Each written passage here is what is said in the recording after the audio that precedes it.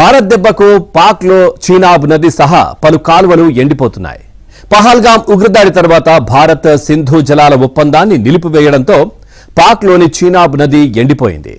April 29 నాటికి చీనాబ్ ప్రవాహం పూర్తిగా ఆగిపోయినట్టు శాటిలైట్ చిత్రాలు స్పష్టం చేస్తున్నాయి.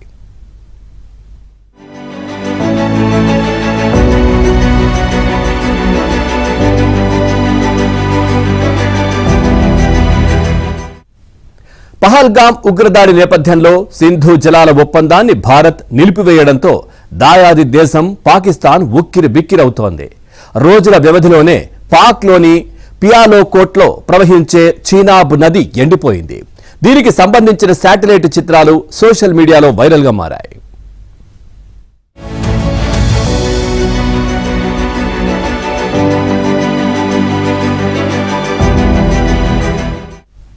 పాక్ జీవనాడి అయిన సింధు జలాలను కట్టడి చేయడంతో ఏప్రిల్ 29వ తేదీ కల్లా పొరుగు దేశంలో ప్రధాన నది అయినటువంటి చీనాబ్లో ప్రవాహాలు పూర్తిగా కనుమరుగైనట్లు శాటిలైట్ చిత్రాల ద్వారా స్పష్టమవుతోంది.